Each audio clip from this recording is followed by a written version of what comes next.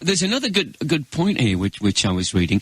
We say maybe that the moon landing didn't really happen. I mean, I really hope it did. If it did, fantastic. The USSR were just as powerful as America. Why didn't Russia ever land a man on the moon?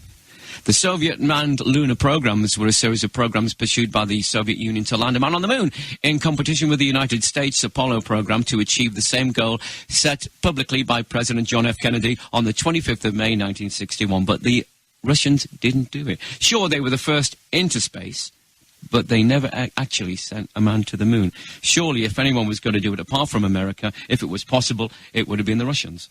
And still, what do you call it? The space station? Space station. Yeah. Space station. The Mir space station. It is Russian. Yeah. It is still there. Yeah. And they run it. It is a multinational space station, but still, it is Russian. Well, okay, let's ask another question. 1969, where computing power was less than what we have on the phones here. I'm just about to talk about that. Computerweekly.com. This is not me speaking, this is what I've been reading.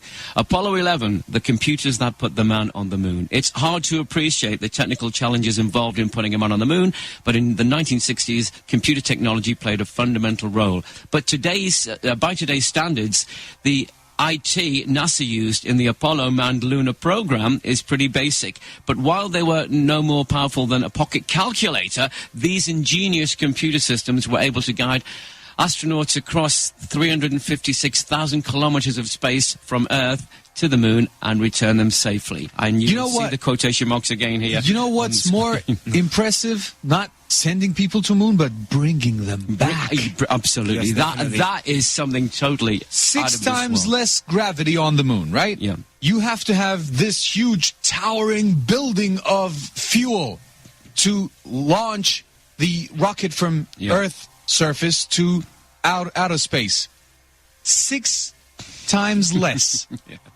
Okay. Yeah. A towering building, but not a tower, but a shed, cottage. Let's say you have to put that underneath the shuttle on the moon, and we've seen the pictures back, just to lift it off and bring it back here. How did it come back? Well, here's some more fuel for you, gentlemen. The so-called Apollo Guidance Computer, AGC, used a real-time operating system which enabled astronauts to enter simple commands by typing in pairs of nouns and verbs to control the spacecraft. It was more basic, you ready for this? More basic than the electronics in modern toasters that have computer-controlled stop, start, defrost buttons. Come on. This is easier to explain because once a thing has more than 2 buttons, it has 3 times more the chance to break down. The simpler it is, the more effective it will be. The more mechanic it is, less electronic, but more mechanic, the longer it'll stay on. As in, refrigerators or washing machines. Okay. But it says even the simplest software today would far exceed the technical constraints the Apollo team worked under. The USB memory stick today is more powerful than the computers that put man on the moon. Another subject here. Buzz Aldrin was seen as wearing this T-shirt, "Get your ass to Mars." Yeah. He is the face of this new program.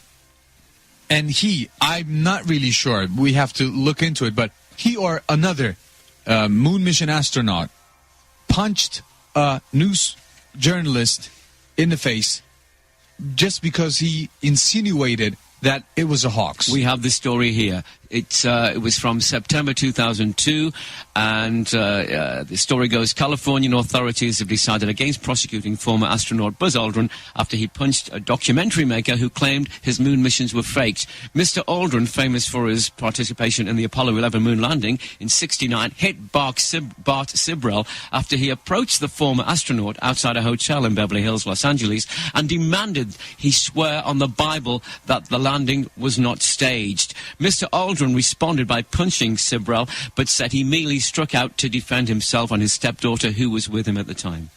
What do you think about why he did this punch? Why did he punch? Best form of defense is offense. Nah, I don't know, but he could interview hens right here. Bang. That's yeah, it, but he could easily say, "No, shut up," and we landed to the moon. End of conversation. But he could have sworn. Yeah, he could have sworn, but he punched him. Yeah, which averted the fact that he didn't have to put his hand on the Bible to swear. So I saw a post this week. If you have to use violence or brute force to at least try to defend your ideas are worthless. If it happened, you have every way to prove it.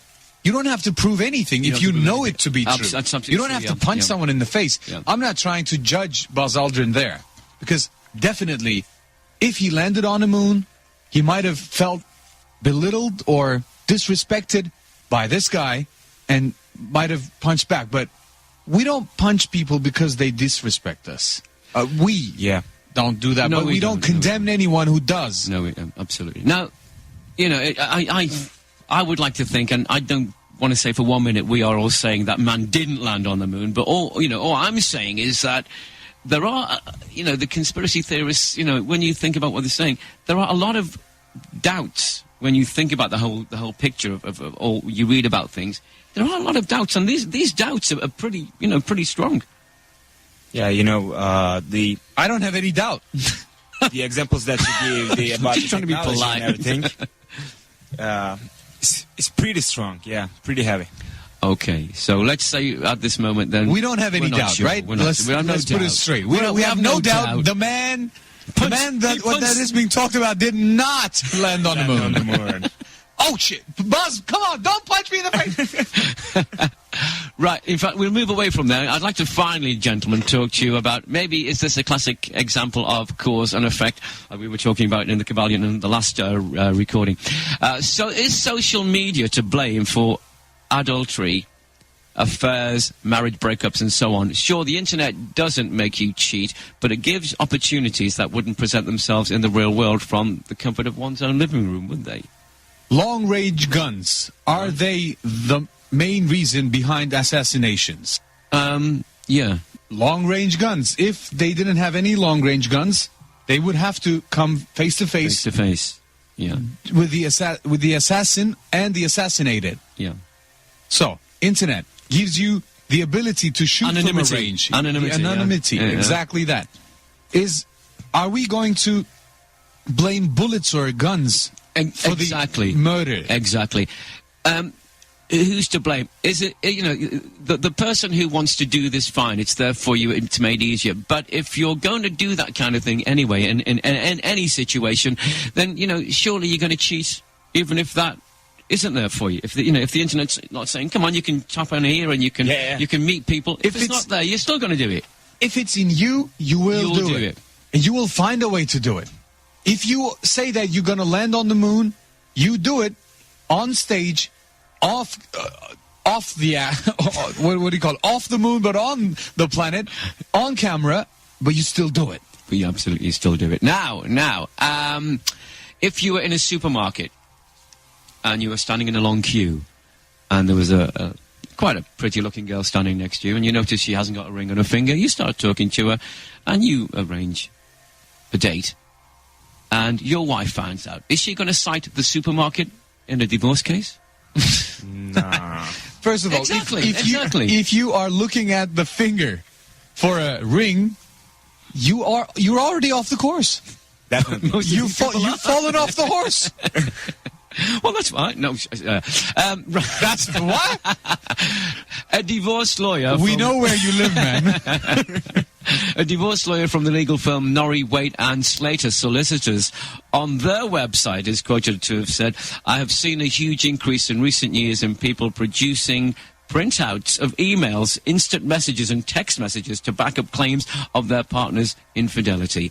Actually, without internet, people could be unaware of their partner's, extramarital affairs. So is that a blessing in disguise to have internet?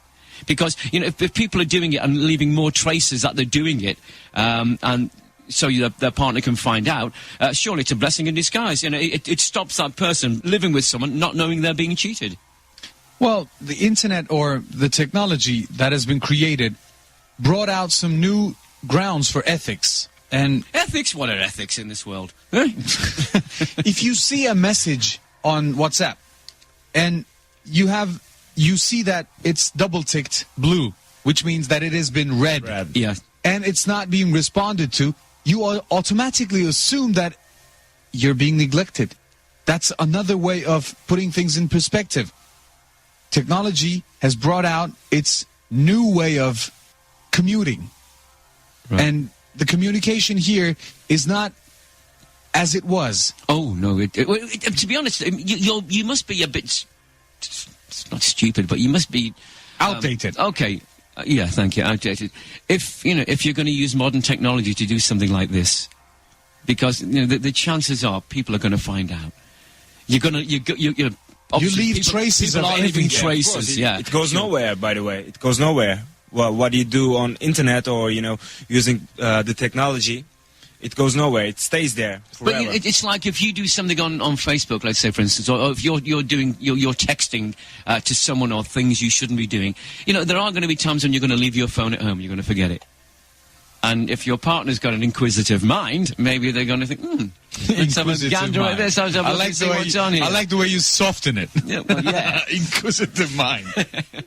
If you're giving out vibes that you are a cheater, in other words. For sure, you leave your computer switched on. You forget to sort of log out of Facebook. You're stabbing your own back here. You've got to be smart if you're going to use technology like this to do some skullduggery. If you're going to stage a landing on the moon, please delete some stuff. For example, a rock that has been turned upside down. With the initial C on it. Yeah. Just like a studio. Or try not to have two different sources of light dropping two different shades, because sun is the only source, and that is on your left, not right. Yeah, at the same time. And make sure you do it when it's a windless night as well, because it doesn't help with the flag, does it? But anyway, come on. The flag was on a frame, right? Yeah. It was a what you call it, an L frame that is upside down, because there would be no wind. It wouldn't flap. It wouldn't flap, yeah. But it had to be, it had to look like a flag, so it was sewn on an L frame. Apparently it was, people saying it was actually moving in the breeze. It was moving in the breeze, yeah. What was the video resolution by then? Do you have an idea? No idea. No. SD, Not half as good as it was now. Less than SD. Yeah. What half are you talking about? 10 times less. Yeah. The video technology was not even video. It was movie technology. It was printed on film. Well, I'm quoting this. I don't know if this is true, but I've heard this a few times. When the American television networks wanted to film, they were told, yeah, no problem, you can do this, and sign a contract. Now, this is what I've heard. Whether this is true, I don't know. What I've heard is they were told, they said to NASA, okay, can you beam us the satellite to the studios? We can't do that. Wait a minute, they can send them onto the moon, they can receive signals, audio signals from them, talk to them, but they can't beam from Houston to somewhere else in America. The pictures, Not only they had to go, and they had to, with cameras physically on their shoulders, and film off the screen in the studio, in the control room in NASA. Just like camera recording of a movie that is bootlegged. Yeah, absolutely. At the cinema or something, right? Yeah. At the movies. Yeah, there are a lot of loose ends here, which we conclude that if you want to cheat, you will always do that. But you will get caught up in the end, because you do leave traces behind. But okay, fine, but the thing is now, the people who can blow the whistle are kind of going one by one. There's not many left on this earth now. Snowden had blown the whistle on a lot of things, and he was thrown out of the country, and he was persecuted, was even tried to be jailed. Yeah. Now there's a documentary on him which circulates. You don't have to put it out there to project on movie screens. Mm-hmm. You can release it on the internet, and the ones who want to get it will get it. Just like the ones who want to cheat will cheat. The ones who want to leave the planet, please do so. Well, let's hope that happens. That they do leave. Well, that they put But, things you know- out on the internet that we can find, because this is going to be like the chicken or the egg thing, isn't it? Did they? Didn't they? Did they? Yes, they did. No, they didn't. Let's merge all the subjects that we talked about. Okay. Cheaters will always cheat. Yep. NASA is a cheater. NASA will again cheat. NASA is looking for ways to get people off the planet to the planet Mars or Moon. Mm-hmm. Are you going to trust them? You can be dumped in cheater. the endless space and you can be beamed here. Just another point. With a computer, with the memory or the power the size of a calculator, they could lift a module off the moon and bring it back. It's not the calculator. It's the minds that wanted to do it. But why can't they do that with the technology they have now, bringing someone back from Mars? They have sent a man from Mars yet? No, no, what I'm saying is they said we can get them there, but they can't, you're going to perish there because we can't bring you back. I know a person or two that want to go and not come back.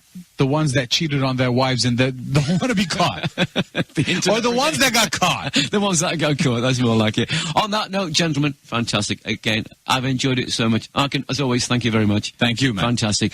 Burak, thank you for joining us today. Yeah, me too. Have we enlightened you a little accepting bit? me. Have we enlightened you a little bit? Actually, you enlightened me really, really much, because that, the things that we talked for kind of heavy, kind of strong, kind of heavy things. I was trying to make them lighter. Well, I thought they Yeah, were quite but light. definitely you enlightened me. I'm Definitely. glad about that. Please, you could join us again sometime, and thank you. We'll be back with more next time. Be careful what you wish for. He's here every weekend.